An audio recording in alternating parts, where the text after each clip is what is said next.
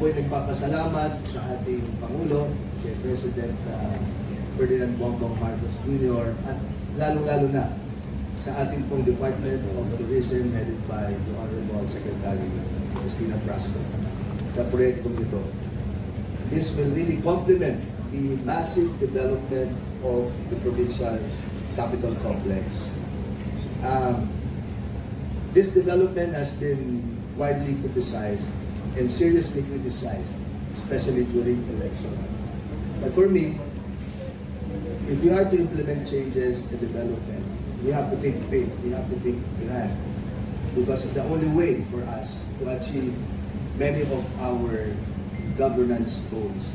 And one of which is increase in visitor count so that we could have more livelihood and so that we can have more employment.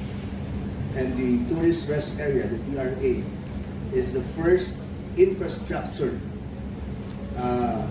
to open within this capital redevelopment program.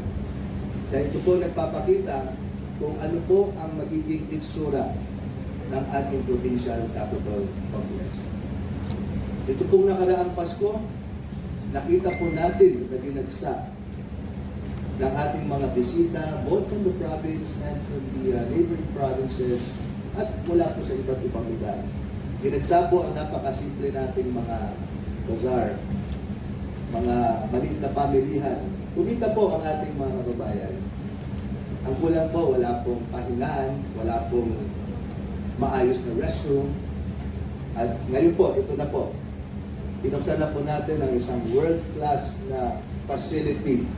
Of course, salamat po again sa Department of Tourism. Salamat po sa Secretary Cristina Garcia.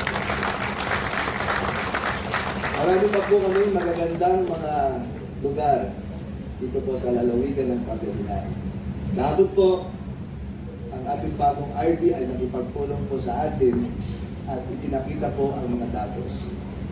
Bolinao, Manawag, Alaminos are just some of the areas that have potential because historically, doon na po ang influx ng ating mga turista. Kaya po ako po ay nag-request ulit.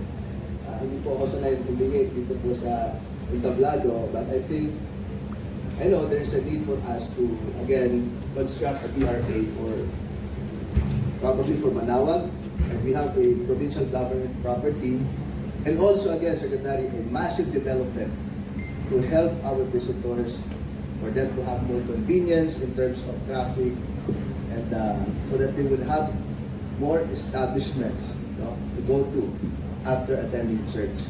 Kasi po sa aming datos, puro day tourist lang ang nakikita po. And economically, wala pong halos return sa bayan ng Malawag at sa probinsya. Sabi nga po nila, sa dami ng turista, kami po ang namamahala sa mga traffic enforcers, sa seguridad, sa kalinisan, but on the return, napakonte kasi hindi po sila nagtatagal. Simba lang, kain ng konti, and then alis na po. So we would like them to stay